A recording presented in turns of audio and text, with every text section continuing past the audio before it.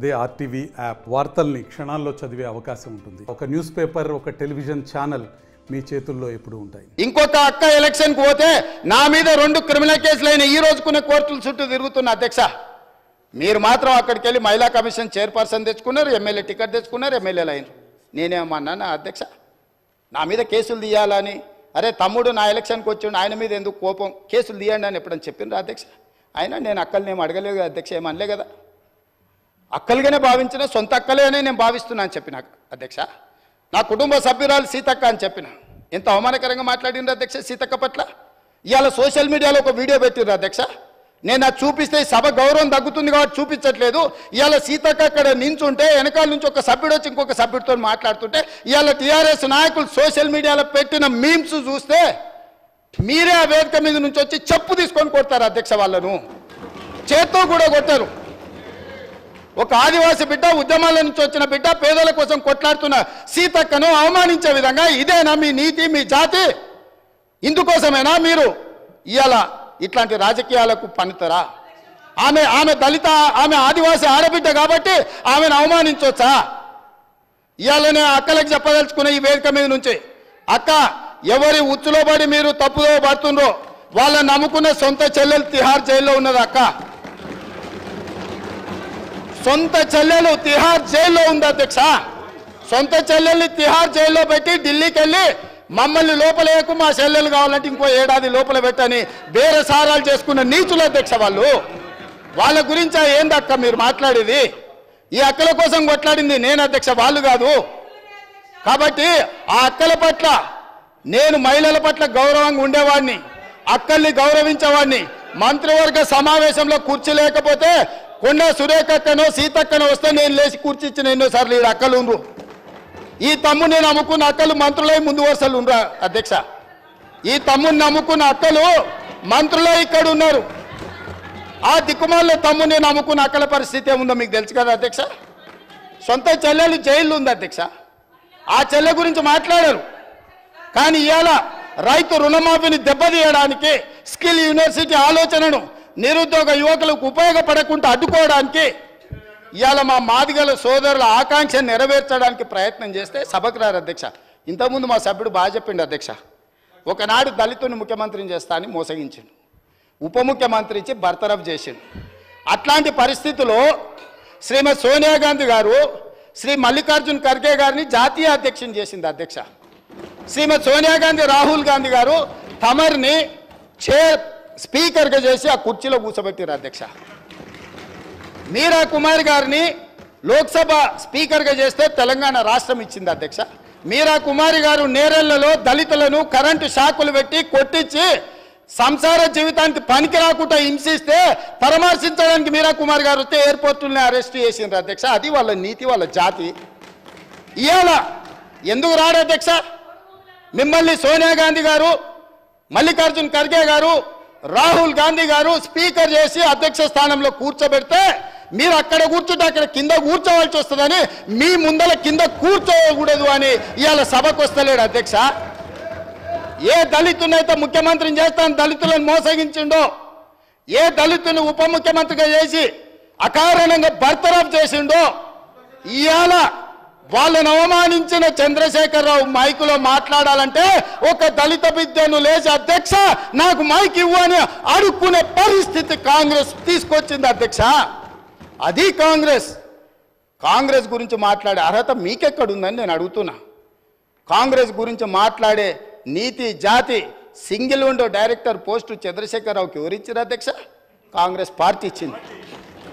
Congress single window director ఇస్తే ఓడిపోయింది అధ్యక్ష. ఓడిపోయినా కూడా సింగిల్ విండో చైర్మన్ చేసిన మదన్ మోహన్ గారు. కాంగ్రెస్ రాజకీయ జీవితం పెట్టిందే వాళ్ళ కాంగ్రెస్. హరీష్ రావు గారు ఏముండే అధ్యక్ష? వార్డు మెంబర్ ఉండేనా? మీరున్నారు కదా ఆ రోజు ఎమ్మెల్యేగా. ఎమ్మెల్యే వార్డు మెంబర్ లేని హరీష్ రావును రాష్ట్ర మంత్రిగా చేసింది రాజశేఖర రెడ్డి కాంగ్రెస్ పార్టీ కాదా అధ్యక్ష? ఇంతకంటే హీనమైన చరిత్ర ఎవరికైనా ఉంటుందా అధ్యక్ష? ఇన్ని విషయాలు ఉన్నా మేము ఇక్కడ ప్రస్తావించదలుచుకోలేదు అధ్యక్ష. అవన్నీ ఎందుకనంటే గొప్ప లక్ష్యంతో స్కిల్ యూనివర్సిటీ తీసుకొచ్చినాం, గొప్ప లక్ష్యంతో మాదిగ ఉపకళాల వర్గీకరణ కోసం మేము ముందుకు వచ్చినాం. గొప్ప లక్ష్యంతో రైతు రుణమాఫీ చేసి రైతులను ఆదుకొని రుణ విముక్తులను చేసి తలెత్తుకొని ఆత్మగౌరవంతో రైతులు తిరిగే విధంగా ఇవాళ ముందుకు తీసుకెళ్ళాలి రైతులను మేము వస్తే వచ్చిన కాడి నుంచి మైక్ ఇస్తేనేమో శాపనార్థాలు, మైక్ ఇవ్వకపోతేనేమో పోడియంలా మొత్తం సమయం తీయండి అధ్యక్ష. ఎన్ని గంటలు మాట్లాడినరో మీరు చూడండి అధ్యక్ష. ఎందుకు నడిపినరు అధ్యక్ష? మీరు అర్ధరాత్రి వరకు 3:30 వరకు వాళ్ళకి మైక్ ఎన్నికనే కదా అధ్యక్ష. ఇది మీ గొప్పతనం కాదా?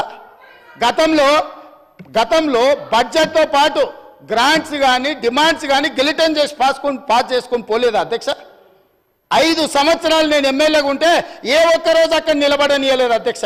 లోపలికి వచ్చినంబడే మార్షల్స్ని పెట్టి గొర్రెలు నీడ్చినట్టు ఈడ్చి బజార్లో పడేసిండు అధ్యక్ష. మా సోదరుడు కోమటిరెడ్డి వెంకటరెడ్డి గారిని, మా మిత్రుడు సంపత్ కుమార్ గారిని శాసనసభ సభ్యత్వాలు రద్దు చేసి అన్యాయంగా చేయని శిక్షకు వాళ్ళను ఉరేసిండ్రు అధ్యక్ష. మేము అట్లా ప్రవర్తించినామా అధ్యక్ష? వాళ్ళు ఎంతసేపు అడిగితే అంతసేపు ధర్నా చేయనిచ్చినాం, అడిగి మాట్లాడినంతసేపు మైక్ ఇచ్చినాం, మంచి పనులకు సహకరించమని అడిగినాం. కాబట్టి ఇప్పటికైనా అధ్యక్ష పెద్ద మనసు చేసుకొని అక్కలు ఇక్కడ ఉన్నారు, ఇవాళ నిరుద్యోగ యువకులు మీ తమ్ముళ్ళు మీ పిల్లలు.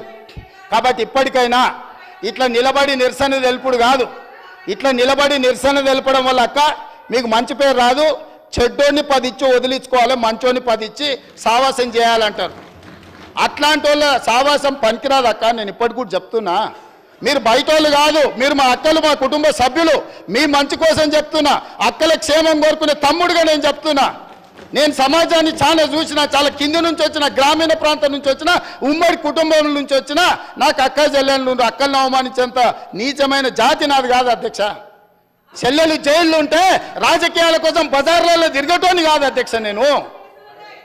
అందుకే అక్కలతో పాటు వాళ్ళకు కూడా నేను విజ్ఞప్తి చేస్తున్నా, రైతు రుణమాఫీని అభినందించండి, మాదిగల వర్గీకరణకు సహకరించండి, ఆర్డినెన్స్ తీసుకొస్తాం అవసరమైతే, లేకపోతే ప్రత్యేక శాసనసభ సమావేశాలు పెట్టి సుప్రీంకోర్టు ఇచ్చిన జడ్జిమెంటును ఇప్పుడు ఇచ్చిన నోటిఫికేషన్లలో కూడా మా మాదిగ బిడ్డలకు వర్గీకరణ ప్రకారం వాళ్ళకు రిజర్వేషన్లు అమలు చేయడానికి అవసరమైతే తమరి అనుమతి తీసుకొని మా మంత్రుల సహకారం తీసుకొని ప్రత్యేక సమావేశాలు పెట్టి మాదిగ సోదరులను ఆదుకుంటాం అధ్యక్ష. ఏళ్ళ కొద్ది దశాబ్దాల కొద్ది నిరీక్షించారు అధ్యక్ష. ఇవాళ వాళ్ళకి ఎంత మంచి సంతోషకరమైన పండుగ రోజు అధ్యక్ష.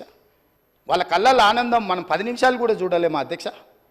ఎన్ని తరాలు వాళ్ళు నిరీక్షించారు ఈ రోజు కోసము. ఇవాళ ఇన్ని తరాలు నిరీక్షించి వచ్చిన ఒక మంచి అవకాశం వాళ్ళు పండుగ చేసుకునే సందర్భంలో మనం వాళ్ళకి సహకరించాలి కదా అధ్యక్ష. దేవతలు యజ్ఞాలు చేస్తుంటే రాక్షసులు భంగం కలగనికి వచ్చిర్రట. ఇవాళ సుప్రీంకోర్టు మేము మంచి అడ్వకేట్లను పెట్టి వాదించిపిచ్చి మేము ఇవాళ జడ్జిమెంట్ తీసుకొచ్చాం. దామోదర రాజనరసింహ గారు ఇక్కడనే ఉన్నారు. వారిని పిలిచి, అడ్వకేట్ జనరల్ని పిలిచి 4 గంటలు నేను సమీక్షించి ఇది నిర్లక్ష్యం చేయడానికి వీల్లేదు,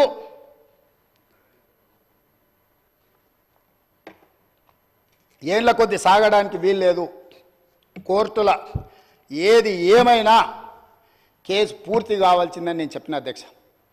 మా ఎమ్మెల్యేలు అందరిని పిలుచుకొని మాట్లాడినా, మా నాయకులను పిలిచి మాట్లాడినా, మిగతా సహచర మంత్రివర్గ సభ్యులకు చెప్పిన మనకు బాధ్యత వచ్చింది. మనం ఇవాళ అధికారంలో ఉన్నాం, ప్రజాప్రభుత్వం ఏర్పడ్డదంటే ఆ బిడ్డలు మన పక్కన బలంగా నిలబడ్డారు, వాళ్ళని కాపాడే బాధ్యత మన మీద ఉందని చెప్పి ఉద్దండులైన న్యాయవాదులను పెట్టి కేసు వాదించి కేసును తుది తీర్పు కాన్స్టిట్యూషనల్ బెంచ్ నుంచి తీసుకొచ్చినాం అధ్యక్ష. ఇంత సంతోషకరమైన వార్త వాళ్ళకు వచ్చినప్పుడు ఆ పిల్లల్లో మనం కలిసిపోయి వాళ్ళ ఆనందంలో భాగస్వామ్యం తీసుకోవాలి అధ్యక్ష, పంచుకోవాలి వాళ్ళలో భాగం. ఎందుకంటే ఈ అధికారం వాళ్ళు ఇచ్చింది అధ్యక్ష. నేను అడుగుతున్నా ఈ సభలో ఇక్కడ ఉన్న వాళ్ళు ఎవరైనా, ముఖ్యంగా మా అక్కల్ని అడుగుతున్నా, ఆ దళిత బిడ్డలు ఓట్లు లేకుండా మీరు ఎమ్మెల్యేలు అయినా, నేను ముఖ్యమంత్రి అయినా, ఆ దళిత బిడ్డలు ఇవాళ సంతోషపడే రోజు వస్తే మన పట్టుదలలు పట్టింపులు పక్కన పెట్టి మన రాజకీయాలకు అతీతంగా ఈ బిడ్డల కోసం మేము నిలబడ్డాం.